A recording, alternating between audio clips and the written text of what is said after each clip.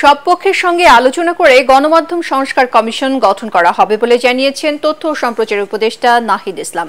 জাতীয় প্রেস ক্লাবে এক অনুষ্ঠানে তিনি বলেন, কর্মীদের বেতন ভাতা ও মুক্ত গণমাধ্যম চর্চার নিশ্চিতের বিষয়ে সুরাহা হওয়া দরকার।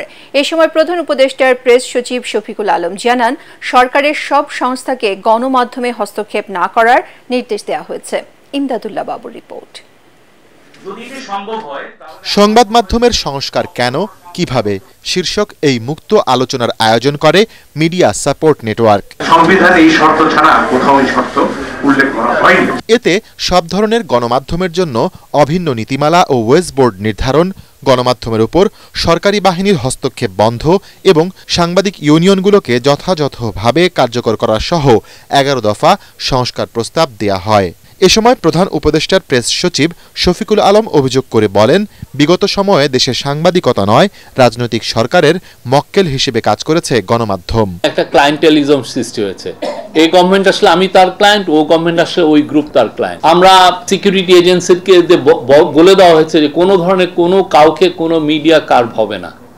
আপনারা লেখেন, ফ্রিলি লেখেন, রেসপন্সিবলি লেখেন। যে কয়দিন এই গভর্নমেন্ট আছে সেই সময় যেন আপনারা সেই আগের যে ফ্রিডমটা, যেটা অনেক আগে হয়তো বা পোস্ট 90-তে আমরা কিছুটা ডিসকভার করেছিলাম, সেটা যেন আবার ফিরে পাই। অনুষ্ঠানে জুলাই বিপ্লবে গণমাধ্যম কেন সঠিক ভূমিকা পালন করতে পারেনি তা নিবিড়ভাবে আলোচনা করতে হবে জানিয়ে নতুন কমিশন গঠনের কথা জানান তথ্য উপদেষ্টা নাহিদ ইসলাম।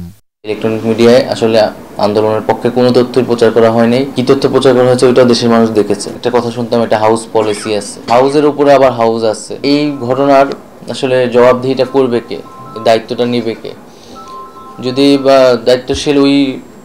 দায়িত্বশীল কাউ জিজ্ঞেস করা হলে বলা হবে ডিজিএফআই চাপ দেওয়া হয়েছিল, সরকার থেকে চাপ দেওয়া হয়েছিল। এই বেতনের বিষয়টা আসলে সুরাহা হওয়া উচিত, কারণ সাংবাদিকতা আসলে যদি পেশা হয় তাহলে সেখানে এই পেশাদারিত্ব রক্ষা করতে হলে অবশ্যই তাকে সেই মর্যাদাটা আসলে দিতে হবে। দাসসুলভ আচরণ করার আসলে কোনো সুযোগ নেই। তরুণদের সাংবাদিকতায় আসার আগ্রহ কমছে জানিয়ে তথ্য উপদেষ্টা বলেন, পেশাটির উৎকর্ষ সাধনে সবার এগিয়ে আসা দরকার। ইমদাদুল্লাহ বাবু, এটিএন বাংলা, ঢাকা।